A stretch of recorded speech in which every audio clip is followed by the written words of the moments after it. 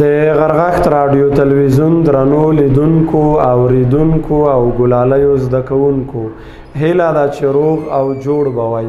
د زده کړې په کور کې خپرونې ته په خیر راغلی. نن د 12م صنف د مضمونونو نوبت دی. په ریاضي کې نن په متمادیات یا پیوستون باندې خبرې کوو. متمادیات یا پیوستون یا اتصال په مختلفو نومونو یادوي. تابعګانې د ګرافونو د پیوستون یا متمادیت له مخې په دوه ډوله دي. یعنې که چیرې موږ د تابعګانو په ګراف کې پیوستون یا اتصال په نظر کې ونیسو نو تابعګانې په دوه ډولونو باندې ویشل کیږي. یو متمادي یا متصله تابع ده. متمادي یا متصله تابع یا پیوسته تابع څه ته ویل کیږي؟ متمادي تابع دا هغې تابع ته ویل کیږي چې ګراف یې یوه ټوټه وي. ګراف یې په کوم ځای کې ماتوالی یا شکستګي ونه لري او په یوه قلم باندې ګراف رسم کیدلی شي. د دې ډول تابعګانو ګراف په یوه قلم رسمیږي. یعنې په یوه قلم رسمیدل دا معنی چې که موږ د قلم څوکه د ګراف په یوه سر باندې کیږدو نو اړتیا نه پیدا کیږي چې قلم د تختې یا د کاغذ له پاڼې څخه پورته شي او بیا کیښودل شي. په یوه قلم باندې چې کوم ګراف رسم کیږي یا ماتوالی ګراف ونه لري او ټول ګراف په ټولو نقطو کې ګراف متصل وي دې ته متمادي تابع ویل کیږي. فرض کړئ د ایکس او وای محورونه دي. یو ګراف ته دغه شکل سره د یوې تابع ګراف په نظر کې نیسو.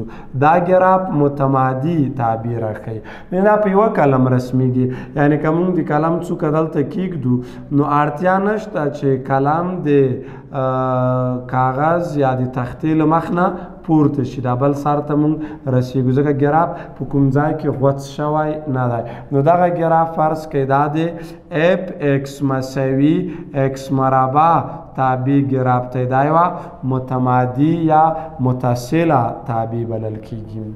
دویم غیر متمادي یا غیر متصله یا منفصله تابع ده.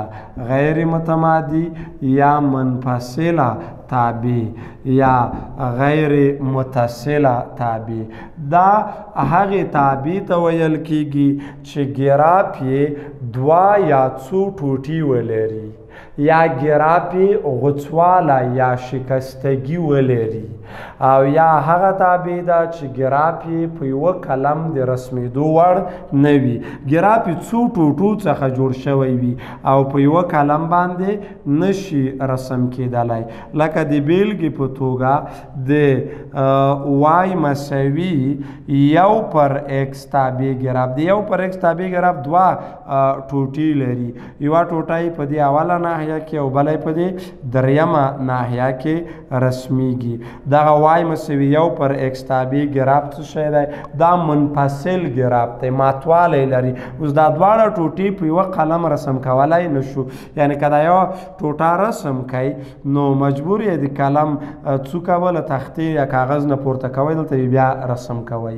یا فرضاً یو بل ګراف په نظر کې نیسو. د یوې بلې تابع ګراف ته په دې داسې یوه کرښه ده خو دې ځای کې دا ګراف مات شوی یا غوڅوالی لري.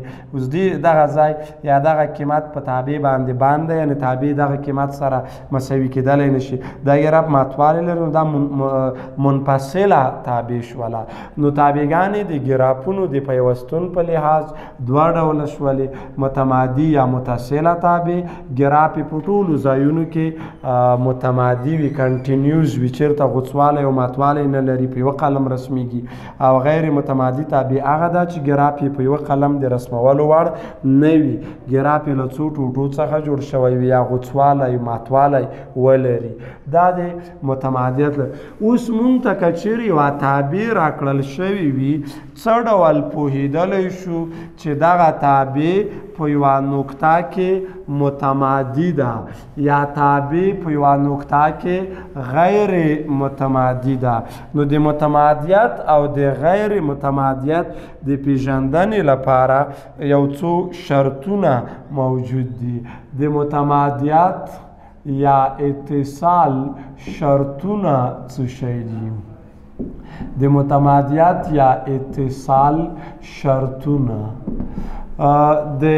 اف ایکس تابع اف ایکس یوه تابع ده د ایکس مساوي ا په ټکي کې متمادي ده متمادي یا متصله یا پیوسته ده کله چې لاندې شرطونه صدق وکړي درې شرطونه دي کله چې دغه شرطونه رښتینوالی پیدا کړي یا صدق وکړي نو تابع د ایکس مساوي ا په ټکي کې متمادي یا متصله بلل کیږي اف ایکس تابع د ایکس مساوي ا په ټکي کې متمادي یا متصله ده کله چې لاندې درې شرطونه صدق وکړي اول شرط څه شی دی اول شرط دا دی چې دغه د ا عدد چې کوم دی دا باید شامل وي په ډوماین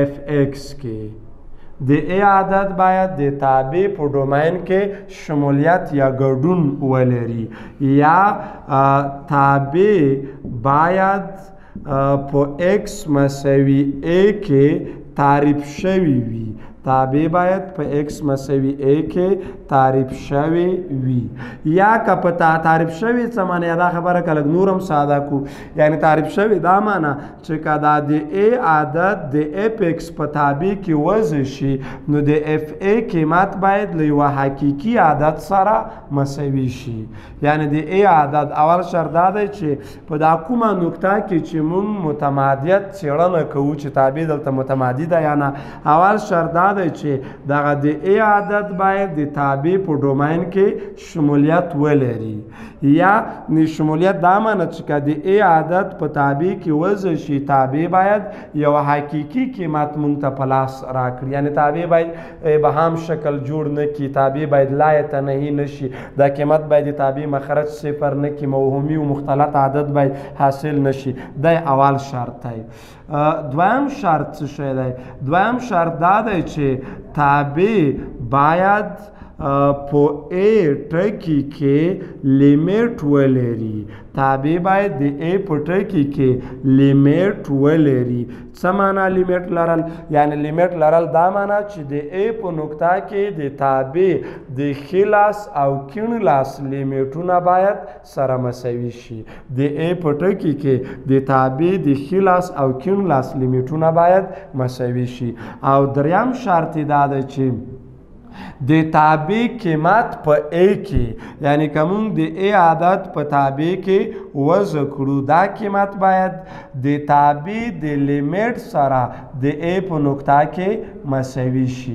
لیمیټ اف ایکس چې کله ایکس تقرب ا ته کړی وي دا او د تابع قیمت په ا کې اف ا او لیمیټ اف ایکس چې ایکس تقرب ا ته وکړي دا باید په خپلو منځو کې سره مساوي شي نو دغه درې شرطونه چې په یوه تابع کې موجود شي بیا مونږ وایو چې د دې درې واړو شرطونو په صدق کولو سره مونږ ویلو شو چې تابع په ایکس مساوي ا نقطه کې متمادي ده خو که چیرې دغه شرطونه پوره نشي یعنی اقلا د دې شرطونو څخه یو موجود نشي یا دوه موجود نشي یا ټول حتی که یو هم موجود نشو په دې شرطونو کې بیا تابع باندې د متمادي تابع حکم یا پریکړه نشو کولی بیا مونږ وایو چې تابع په دغه نقطه کې غیر متمادي ده یعنی د متمادیت لپاره د دې درې واړو شرطونو شرطونو صدق یا رښتینوالی باید ثابت شي.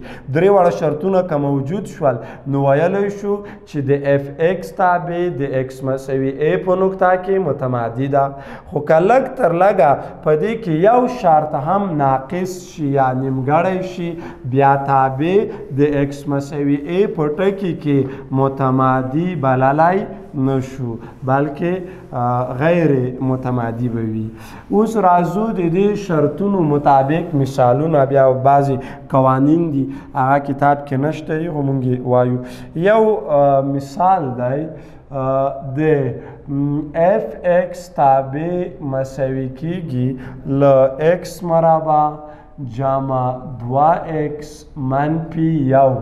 دې تابع متمادیات په ایکس مساوي 2 ټکي کې وڅېړئ. په ایکس مساوي 2 ټکي کې د دغې تابع متمادیات وڅېړئ چې آیا دا تابع په 2 نقطه کې متمادي ده او که متمادي نه ده. وینې درې واړه شرطونه ګورو. حل اول شرط ته راځو. اول شرط دا دی چې په دا کومه نقطه کې چې موږ متمادیت مطالعه کوو دا نقطه باید د تابع په ډومین کې شامل وي. که تاسو فکر وکړئ د اف ایکس تابع یوه پولینومي تابع ده او د پولینومي تابع ډومین ټول حقیقي عددونه وي یعنی ډومین د اف ایکس تابع مساوي دی له هر سره ټولو حقیقي اعدادو سره. نو چې ټولو حقیقي اعدادو سره ډومین مساوي شو نو دا د 2 عدد څنګه دی دا شامل دی ځکه 2 هم یو حقیقي عدد دی. 2 عدد شامل دی په ډومین اف ایکس یا حقیقي اعدادو کې ځکه د تابع ډومین ټول حقیقي اعداد دي او په ټولو حقیقي اعدادو کې د 2 عدد هم راځي. 2 هم یو حقیقي عدد دی. نو اول شرط صدق وکړه او یا دا معنا لري د اول شرط چې دغه د 2 عدد راواخلی په تابع کې وضع کوئ. په وضع کولو سره باید پرته له کومې ستونزې څخه تاسو ته یو حقیقي عدد په لاس درشي. ابهام، موهومي عدد، مختلط عدد، لا یتنهي دغه شیان باید ترلاسه نشي. که دا ترلاسه شول بیا دا معنا چې د عدد د تابع په ډومین سیټ کې نه دی شامل. یعنی که 2 راواخلی په تابع کې وضع کوي 2 مربع جمع 2 ضرب 2 منفی 1 مساوي کیږي 2 چې مربع شي 4 جمع 2 ضرب 2 4 منفی 1 مساوي کیږي له 9 سره. وینئ 9 یو حقیقي عدد دی. نو تابع د 2 په عدد کې تعریف شوی ده. اول شرط صدق وکړ. دویم شرط څه شی دی؟ دویم شرط دا دی چې تابع باید په ورکړل شوې نقطه کې لیمیټ ولري. پولینومي تابع ده او پولینومي تابع لیمیټ کې مې درته ویلي وو چې پولینومي تابعګانو کې چې هر قیمت وضع کوئ تابع پکې لیمیټ لري. ښي لاس او چپ لاس لیمیټونه پکې مساوي کیږي. 2 پکې وضع کوي 2 مربع جمع 2 ضرب 2 منفی 1 مساوي کیږي 2 مربع 4 جمع 2 ضرب 2 4 منفی 1 4 جمع 4 8 منفی 1 او لیمیټ هم لري او او سره مساوي دی. او دریم شرط دا دی چې د تابع قیمت په 2 کې یعنی ا په 2 دا باید د لیمیټ اف ایکس کله چې ایکس تقرب 2 ته کړی وي له دې سره باید مساوي شي. په 2 کې د تابع قیمت او په 2 کې د تابع لیمیټ دا دواړه مساوي له 9 سره. د لیمیټ هم 9 دی او تابع قیمت هم په 2 کې له 9 سره مساوي. نو تابع لیمیټ هم لري او کې لیمیټ عددي قیمت سره مساوي دی. نو درې واړه شرطونه موجود شول. پس ویلی شو چې په ایکس مساوي 2 کې تابع څنګه ده متمادي یا پیوسته ده. په ایکس مساوي 2 کې چې کومه تابع موږ ته راکړل شوې ده دا یوه متمادي تابع ده یا پیوسته تابع ورته ویلی شو. باید یادونه وشي چې پولینومي تابعګانې په هر حقیقي عدد کې متمادي وي. یعنی دغه پولینومي تابع ده یعنی د پولینوم هغه ځانګړتیاوې پکې شته دي. نو دا تابع نه یوازې په ایکس مساوي 2 کې بلکې په هر حقیقي عدد کې مثال په 0 کې په 1 پر 2 کې په لاسو کې په منفي سلو کې په هر حقیقي عدد کې دغه تابع متمادي بللی شو. په دې اړه بیا مثالونه یا ځینې قوانین او قاعدې دي پر هغې باندې بیا کار کوو. بل مثال ته راځو، دویم مثال حل کوو. د اف ایکس تابع راکړل شوې ده، یوه بله بیلګه په نظر کې نیسو. د اف ایکس یوه تابع ده، دا مساوي ده له 2x منفي 1 پر x جمع 1. دې تابع متمادیات په x مساوي منفي 1 کې وڅېړئ. په x مساوي منفي 1 کې د دغې تابع متمادیت پیدا کړئ چې متمادي ده که نه. وینې راځو اول شرط ته. اول شرط دا دی چې مطلوبه نقطه یا تر مطالعې لاندې چې کومه نقطه ده، دا باید د تابع په ډومین کې ګډون ولري. که تاسو وګورئ ډومین د اف ایکس تابع، اف ایکس یوه کسري تابع ده. ډومین د اف ایکس تابع مساوي د ټول حقیقي عدد. کسري تابع ډومین تاسو لسم ټولګي کې لوستی و چې د کسري تابعګانو په ډومین کې ټول حقیقي اعداد پرته له هغو شامل دي چې هغه مخرج صفر کوي. یعنې د دې تابع ډومین یا د تعریف ناحیه ټول حقیقي اعداد دي په استثنا دي پرته له هغو قیمتونو چې مخرج صفر کوي. د دې تابع مخرج په څو کې صفر کیږي؟ په منفي 1 کې. یعنې منفي 1 د دغې تابع په ډومین سیټ کې یا د تعریف په ساحه کې شمولیت نه لري. نو ډومین ټول حقیقي اعداد دي بغیر له څونه؟ بغیر له منفي 1 څخه. نو دلته موږ مطالعه هم په منفي 1 عدد کې کوو. نو منفي 1 شامل نه دی، منفي 1 شامل نه دی په ډومین اف ایکس تابع کې. نو څرنګه چې منفي 1 د تابع په ډومین کې یا د تعریف په ناحیه کې شامل نشو، نو د هغه متمادیت د شرطونو له جملې څخه اول شرط ناکامه شو یا اول شرط صدق ونه کړ. هغه نور شرطونو کتلو ته اړتیا نشته، ځکه مخکې مو ویلي چې دا 3 شرطونو کې که هر شرط نیمګړی شو تابع متمادي نه ده. اوس دلته موږ لیمیټ چې دا لري یا نه لري یا څومره ده، یا لیمیټ او تابع قیمت مساوي یا نه دي، دې ته هېڅ اړتیا نشته ده. موږ ویلی شو چې راکړل شوې تابع په ایکس مساوي منفي 1 کې متمادي یا پیوسته نه ده، متمادي نه ده، یعنې غیر متمادي ده یا منفصله ده. دا تابع په منفي 1 کې متمادي نه ده. بل یو مثال راکړل شوی دی. فرض کړئ د اف ایکس یوه تابع راکړل شوې ده. د اف ایکس د تابع متمادیت مطالعه که اف ایکس تابع مساوي ده له ایکس مربع منفي 8 پر ایکس منفي 5. دې تابع متمادیت فرضاً په ایکس مساوي 4 او ایکس مساوي 15 نقطو کې غوښتل شوی دی. په دې نقطو کې متمادیت وڅېړئ. کسري تابعګانو په اړه بیا یوه عمومي قاعده وایو. کسري تابعګانې په ټولو حقیقي اعدادو کې متمادي یا پیوستې دي، خو په هغه قیمت کې چې مخرج د تابع پکې صفر کېږي متمادي نه وي.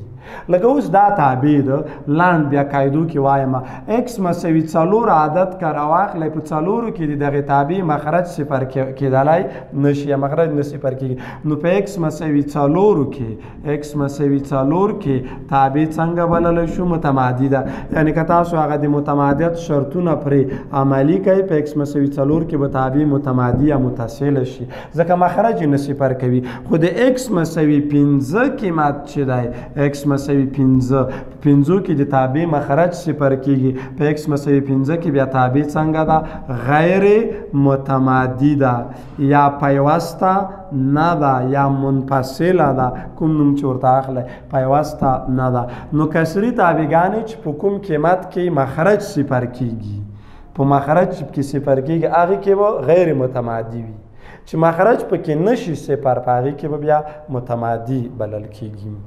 ګرانو زده کوونکو، د نن ورځې د 12م ټولګي د ریاضي درس تر همدې ځایه و.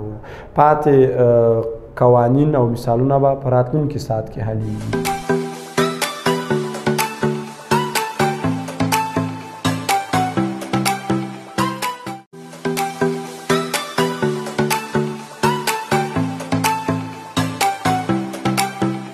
ګرانو زده کوونکو د 12م صنف د فزیک مضمون نوبت دی.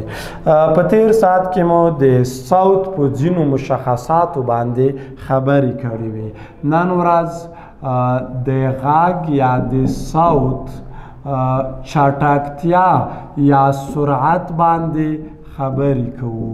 د غږ چټکتیا یا سرعت، که څه هم چټکتیا یو سکالري کمیت وي او سرعت وکتوري کمیت وي، خو په بعضې ځایونو کې یا داسې په عمومي محاسباتو کې دومره توپیر نه کوي.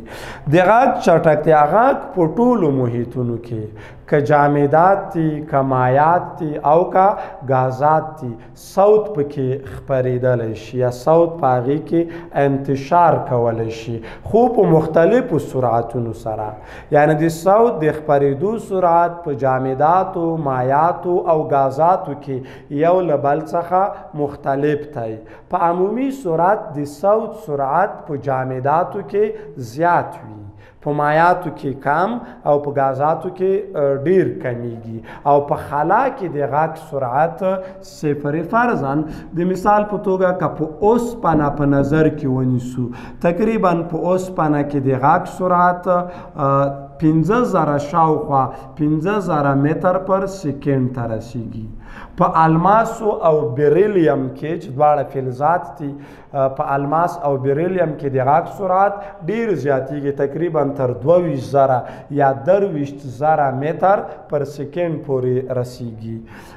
د مایاتو په نمایندګۍ لکه اوبه په نظر کې ونیسو، لکه په اوبو کې د غږ سرعت تقریبا 1400 یا 1400 شاوخوا دی، 1400 یا 1400 دومره متر پر سکند دی. په تودوخې درجې باندې هم لږ لږ تاثیر کوي. په جامداتو کې بیا د غږ په سرعت باندې تودوخه چندانې تاثیر نه کوي. فرضاً که غازاتو کې هوا په نظر کې ونیسو، په هوا کې تقریبا په 0 سانتیګریډ کې د غږ سرعت څومره وي؟ 341 متر پر سکند، یا بعضو ځایونو کې 340 345 دا هم لیکل شوی وي. په اوبو کې د غږ سرعت چې دی دا د هوا کې د غږ د سرعت په مقایسه 4 وارې یا 4 چنده زیات وي. خلا که په نظر کې ونیسو، په خلا کې بیا د غږ سرعت 0 دی، ځکه خلا هغه چاپیریال دی، تشه یا خلا، چې هلته د هوا مالیکولونه په مکمله معنا شتون ونه لري، یعنې بیخي هلته نه وي. نو چې کله مالیکولونه نه وي، غږ خو میخانیکي څپه ده، او میخانیکي څپې د خپرېدنې او انتقال و سرعت لپاره یو مادي چاپیریال ته، یو وسط ته، یو میډیم ته اړتیا لري چې هغه خلا نشته. نو هلته د غږ سرعت 0 دی. نو په دې اساس باندې د غږ سرعت په مختلفو محیطونو کې مختلف دی. موږ دلته اول راځو د غږ سرعت په هوا کې مطالعه کوو، ځکه غږونه په هوا کې زیاتره خپریږي. لکه اوس موږ دلته خبرې کوو، یا بهر کې چې کوم اوازونه یا غږونه وي، هغه ټول د هوا د مالیکولو په واسطه زموږ تاسو تر غوږونو پورې را رسیږي. نو اول مونږ راځو د غږ سرعت په هوا کې تر څېړنې لاندې نیسو. مهمه خبره یوه پکې دا ده چې غږ چې دی یا صوت چې دی، صوت په ارتجاعي محیط کې یا په الاستیکي چاپیریال کې خپریږي. په عمومي ډول صوتونه په ارتجاعي یا الاستیکي چاپیریال کې خپریږي. ارتجاعي محیط کې دا ټکی ډیر مهم دی، کانکور کې هم کله کله راځي چې صوت په څه ډول محیط کې خپریږي؟ په الاستیکي یا ارتجاعي محیط کې خپریږي. او د یوه محیط ارتجاعیت یا الاستیکي خواص بیا د محیط په ترموډینامیکي خواصو پورې اړه لري. غږونه په عمومي صورت په الاستیکي چاپیریال کې خپریږي، او د غازونو الاستیکي خواص بیا په ترموډینامیکي ځانګړتیاو پورې تړلي دي. او ترموډینامیکي ځانګړتیاوې بیا څه ته ویل کیږي؟ ترموډینامیکي ځانګړتیاوې بیا په یوه غاز کې د فشار، د حجم او تودوخو ترمنځ رابطو ته ویل کیږي. د صوت په الاستیکي محیط کې خپریږي، د غاز الاستیکی ځانګړتیاوې یا د غازي محیط الاستیکی خواص بیا په ترموډینامیکي ځانګړتیاو پورې اړه لري او ترموډینامیکي ځانګړتیاوې د غازونو د فشار د حجم او تودوخو په منځ کې رابطو ته ویل کیږي لکه مثال فشار له حجم سره معکوسه اړیکه لري پر حجم تودوخه مستقیمه اړیکه فشار له تودوخې سره مستقیمه اړیکه لري دې پورې دا ترموډینامیکي خواصو پورې اړه لري نو که چیرې ترموډینامیکي خواص د غازونو په نظر کې ونیول شي کولی شو چې په بشپړو یا مکملو غازونو کې د صوت سرعت په یوه غاز کې چې هوا هم پکې راځي د لاپلاس په فارمول باندې پیدا کیږي چې لاپلاس فارمول داسې دی چې وی مساوي کیږي ګاما ضربې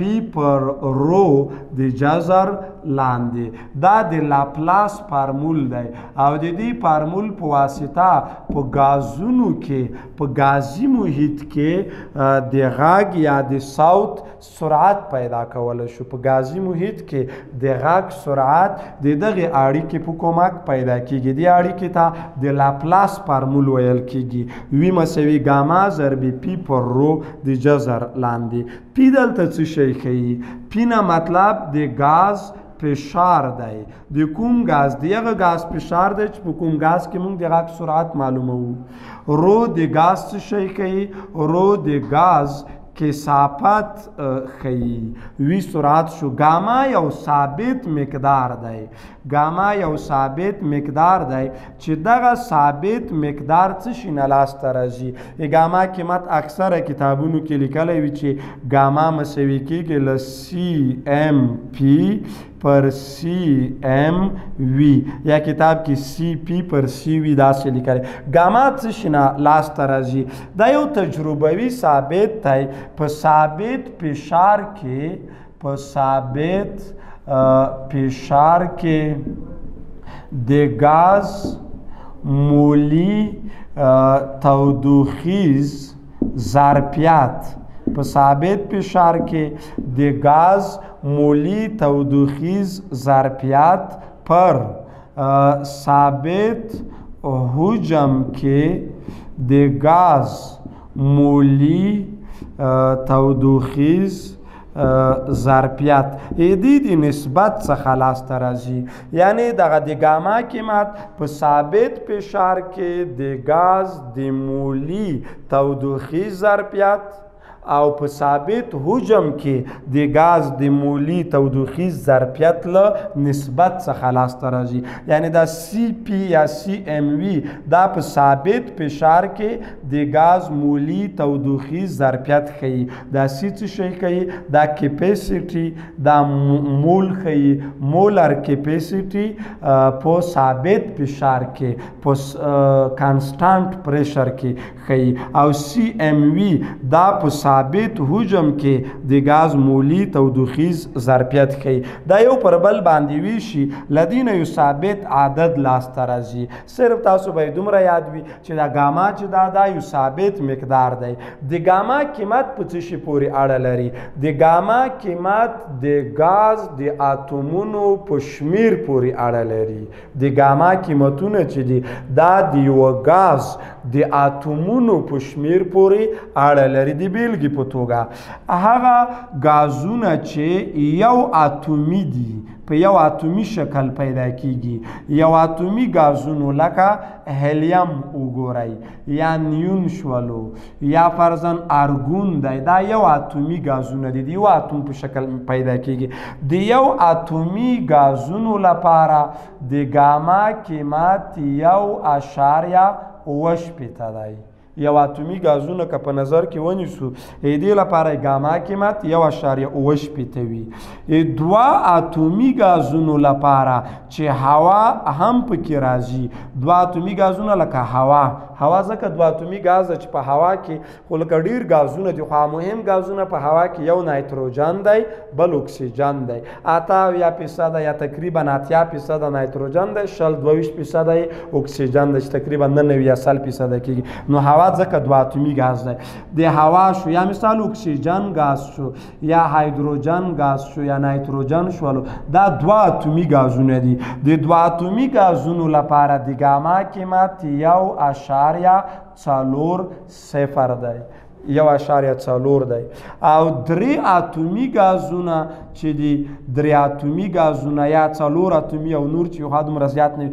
درې اتومي ګازونه لکه اوزون دی چې د اکسیجن د دریو اتومونو څخه جوړیږي درې اتومي ګاز لکه کاربن دای اکساید دی کاربن CO2 درې اتومي ګاز لکه سلفر دای اکساید دی دې لپاره بیا د ګاما قیمت نورم کمیږي 1.3 وي کتاب کې صرف دا عادت ښودلی دی کتاب کې ویلی دي چې د هوا لپاره د ګاما قیمت 1.40 دی خو د یو اتومي ګازونو لپاره د ګاما قیمت د 1.4 نه زیات وي او د درې اتومي ګازونو لپاره د 1.4 نه کم دی نور دقیق یا مشخص نه دی ویلي دا قیمتونه لږ اړین دي چې چېرته سوال سره مخ کېږي د یو اتومي ګاز لپاره ګاما 1.8 د دوه اتومي ګازونو لپاره چې هوا هم پکې راځي 1.40 او د درې اتومي ګازونو لپاره د ګاما قیمت 1.33 وي دا د ګاما قیمتونه شول د بېلابېل دلته وضع کیږي پی فشار دی رو کثافت دی درکړی وي دا یې لاپلاس فارمول دی اوس که چیرې د ګازونو ترموډینامیکي خواص په نظر کې ونیسو ترموډینامیکي قوانین یعنی د ګازونو فشار حجم او تودوخې په منځ کې چې کومې رابطې دي که دا په نظر کې ونیول شي نو د لاپلاس فارمول یو بل شکل اختیاروي چې دغه شکل یې اکثره د مسایلو په حلولو کې ډیر کارول کیږي کچېرې مونږ د ګازونو ترموډینامیکي قانون په نظر کې ولې ګاز ترموډینامیکي قانون په اړه لسم سیم کې تاسو په کیمیا کې یو فارمول دی چې P1 ضرب V1 پر T1 د ګازونو د ترکیب قانون یا کمبینیشن لا ده P1 ضرب V1 پر T1 مساوي P2 ضرب V2 پر T2 مساوي P3 ضرب V3 پر T3 انتر n پورې دا ولیکو دا مساوي کېږي له څه شي سره له یوه کانسټانټ یا ثابت سره دا مساوي کېږي دې نه یو ثابت عدد لاسته راځي که اوس دغه 1 2 3 نه تیر شو لاندې ولیکو یعنی P ضرب V پر T مساوي کېږي ثابت سره هغه ثابت ته R ووایو R یو ثابت وي که دا اړیکه طرف وسط شي نو P ضرب V مساوي کېږي له R ضرب T سره له دې ځایه P ته قیمت پیدا کوي P به مساوي شي له R ضرب T تقسیم پر وی باندې R ضرب T پر وی دا د P قیمت اوس راواخلی د P قیمت راخلو دا په ګازونو هغه د لاپلاس په مخ کې فارمول مو چې وښودلو په هغې کې وضع کوو وي مساوي کېږي ګاما ضرب پی پر رو د جذر لاندې پی پر رو د جذر لاندې په دې کې اوس قیمت وضع کوو پی پر ځای باندې قیمت لیکو پی قیمت آر ټي پر وی دی دلته یې وضع کوي نو له دې ځایه به وي مساوي شي له ګاما ضرب پی پر ځای باندې څه شی ولیکئ آر ضرب ټي تقسیم پر وی په مخرج کې رو خپل لیکو د جذر لاندې دا اوس کسر الکسر چې ساده کوي وی به مساوي شي له ګاما ضرب دغه آر ټي په صورت کې کېږي دا وی له مخرج سره ضربېږي رو ضرب وی د جذر لاندې بلې خوا موږ تاسو کثافت لپاره یو فارمول لرو چې رو مساوي کېږي کثافت مساوي کېږي ام پر وی دا که طرف وسط شي ام یعنی کتله به مساوي شي له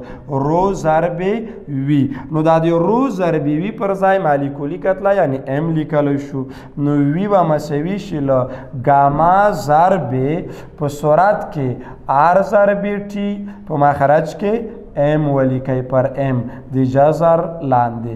دا د لاپلاس فارمول دی. وي مساوي کېږي ګاما ضرب آر ټي تقسیم پر ام. دې ته هم د لاپلاس فارمول ویلی شو او په واسطه یې کولی شو چې په هوا او ځینو نورو ګازونو کې د غږ چټکتیا د تودوخې په یوه ټاکلې درجه کې ترلاسه کړو. وي مساوي کېږي ګاما ضرب آر ټي تقسیم پر ام د جذر لاندې. د دې فارمول تحلیل ته لږ راځو. وي مساوي کېږي فارمول خو دا شولو چې یو دا فارمول پکې یاد کوئ ضرور دی. وي مساوي کېږي ګاما ضرب پی پر رو د جذر لاندې. دا فارمول شول لاپلاس. بل دا فارمول شو چې وي مساوي کېږي له ګاما ضرب آر ضرب ټي تقسیم پر ام د جذر لاندې. دا رابطه ده. اوس په دې اړیکې څخه کولی شو چې ګاما خو یو ثابت مقدار دی. مخکې مو ورباندې خبرې وکړلې چې ګاما یو ثابت دی. د ګاز د اتومونو په شمیر پورې اړه لري. د یو اتومي ګازونو لپاره 1.8 قیمت، د دوه اتومي ګازونو لکه هوا لپاره 1.4 او د درې اتومي او نورو ګازونو لپاره 1.33 قیمت لري. پی فشار او رو کثافت دې ځای کې ګاما همغه خبره ده. آر دلته څه شی کوي؟ آر د ګازونو عمومي ثابت دی. لکه عمومي ثابت دا معنی چې دا بیا د ګاز د اتومونو په شمیر او ګاز په هغسې اړه نه لري. که هر ګاز وي ټولو که هایدروجن وي، که اکسیجن وي، که هوا وي، که هر ګاز وي ټولو لپاره د آر قیمت یو شان دی. آر قیمت 8.1. کتاب فعالیت کې دلته لږه غلطي کړی ته باید فکر هلته 8.1 ضرب لاس په توان د 3 دی. که لاس توان -3 څوی ضرب کړي دي هغه اوس سره نشته دي. صرف 8.1 واحد ژولې پر مول ضرب کلوین دی. دا آر ټي د تودوخې درجه ښیي خو په کومه درجه باندې؟ د کالوین په حساب باندې. یعنې که سانتیګریډ یې درکړه، که سانتیګریډ درجه خو صفر کولو امکان یې ډېر وي صفر کېږي. که اوس ټي په ځای صفر وضع شي نو دا سرعت به صفر شي د ګاز، دا امکان نه لري. نو او کالوین درجه چې د هغه خو صفر کولو امکان یې ډېر کم وي یا نه لري، ځکه صفر خو د هغې ډېره ټیټه درجه وي، -203 د سانتیګریډ وي. نو دې وجې نه دلته ټي په نظر کې نیول کېږي. یا عموم کې د کیمیا او فزیک په محاسباتو کې اکثره کالوین درجه استعمالیږي. ټي د کالوین درجه ده. او ام څه شی کوي؟ ام د ګاز مالیکولي کتله ده. د ګاز مالیکولي کتله ده. لکه مثال اکسیجن ګاز دی 22 مالیکولي کتله لري. پر کاربن دای اکساید 4. د هوا مالیکولي کتله، د هوا مالیکولي کتله څومره ده؟ 90 ګرام پر مول ده. دلته هم هغه فعالیت کې غلطي شوې ده. دا دوه ځایونو کې باید فکر وي. یو دلته غلطي کړې ده چې 8.1 سره لاس په توان د 3 دی، که لاس په توان -3 داسې څوی ضرب کړي دي هغه غلط دي. که هر څوی لاس توان د 3 وي، که لاس توان -3 رړانکی نشته، صرف 8.1. بلې په کتاب کې فعالیت دی، په هغې کې ویلي دي چې د هوا مالیکولي کتله 60 ګرام پر مول ده. هغه 60 نه ده بلکې 90 باید شي. 90 ګرام پر مول دا د هوا مالیکولي کتله ده. په دې حساب باندې ځکه هوا چې ده د هوا ترکیب که تاسو وګورئ په هوا کې تقریبا 80% نایتروجن دی جمع 60% پکې اکسیجن دی. نو دې مالیکولي کتله داسې پیدا کېږي 80% څه معنی؟ 80% ضرب نایتروجن. د نایتروجن مالیکولي کتله 28 وي جمع 60 څه معنی؟ 60% یعنی 60% ضرب د اکسیجن مالیکولي کتله 22 وي. که دا تاسو سره اختصار کوئ 8 په دې کې 28 کې ضرب کوئ په لاسو یې تقسیم کوئ. 8 ضرب 8 4 شپېته، 8 ضرب 8 4 شپېته، 8 ضرب 2 16 او شپږ 22 تقسیمی که په لاسو باندې کوي دا 22.4 کېږي. او دلته به صفر 2 ضرب 2 4 شپېته چې په لاس تقسیم کوي 6.4 دا کېږي. نو چې دا سره جمع کوي 22 او 6 28 هغه 0.44 یعنی 28.8 تقریبا 90 نیول شو. نو د هوا مالیکولي کتله 60 ګرام پر مول نه بلکې 90 ګرام پر مول ده. ګرانو زده کوونکو د نن ورځې د فزیک درس تر همدې ځایه و.